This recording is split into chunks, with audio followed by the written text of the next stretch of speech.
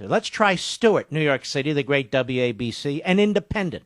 Now, what is an independent, by the way? Yes, I am an independent. No, but what is an independent? Well, it's someone who decides after hearing both sides, balanced in a balanced way, not listening. Well, let me to ask you Fox, a question. A lot of issues, there's more than both sides. There's multiple sides. So let me ask you this: do you have a moral core? I'm serious about that. Moral, M-O-R-A-L, moral core, C-O-R-E. Do you have a moral core? I certainly do, of course. Yeah. All right. Do you know right from wrong? I would like to think so, of course. Do you know good from evil? I definitely think I do. You know the difference between liberty and tyranny? Now you're talking semantics, but yes. Oh, semantics, huh? It's confusing, isn't it? You say you're a man of morality, you say you're a man of principle, but you say, I got to listen to both sides to decide. Well, what is it? What is it that you need? In other words, how do you make decisions? On the facts, not on. So fear, hold on now. So hold on, lower him. So you make decisions based on the facts. Yes, not fear-based. Not. Okay, sir. Not on what both sides are saying, but based on the facts. Correct? I'd like to think so. Yeah, the magazines I read. Okay, because both sides may not be using facts. They may be using propaganda. All right. So let's recap. So you say you're a moral man, you know right from wrong, good from evil, and you make decisions based on facts, correct? I'd like to think all that is true, yes. Okay. No, I'm just reiterating what you said. Okay. Is it not true? Yeah. Is it not true, or is it true? I believe it's true, yes. That's your effort, right? That's what you try to do, correct? Yes, correct. And then when I mention liberty and tyranny, you say that's semantics. Well, because I know where you're heading down, what road you're heading down. No, you don't know what road I'm heading down.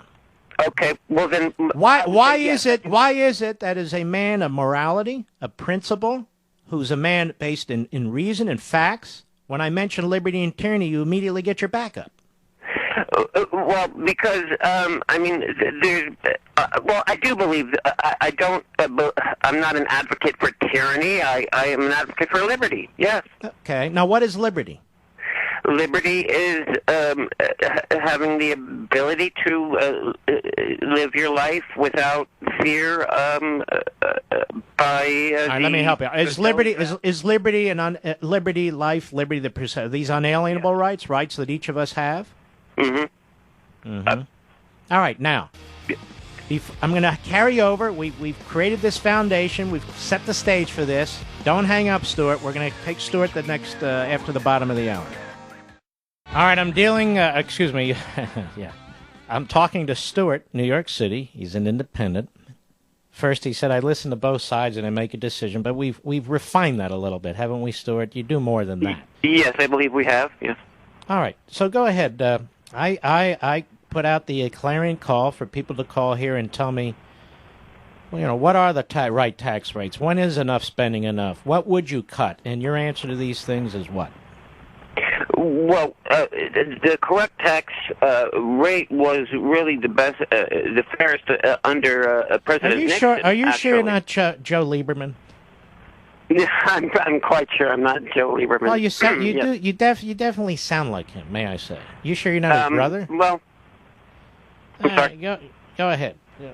Oh, okay. The fairest were during Richard Nixon, when it was about 50% for millionaires and the like. So it was 50% for millionaires. Let me ask you something. What was the deficit, the yearly deficit? It was a lot lower. Well, this was all before Reagan and Bush, the second Bush 43 came around. Was it also before? Was it also before Obama? Yeah, true. But okay, now you told me you're a man who believes in facts. Isn't that what you told me? Yeah. Isn't that what you told me? So where'd you come other than Nixon, who you apparently like, where you said the 50% top rate? Why 50%? Why is that principled, moral? Why is that promoting liberty? It's fairer because we have to pay this debt down, and but it's not going to be used to pay. It's not going to be used to pay the debt down. Well, okay, that's your opinion, but No, that's not my opinion. That's fact. You said you're a man who deals in fact. Since when have tax increases been used to pay down the debt? Can you name once? And who did it? No, it's never been done. Never. All right, so now what would you cut other than the military? What would you cut? Besides the military. Well, that, of course, would be... Yeah, of course we've got to cut the military. So what else would you cut?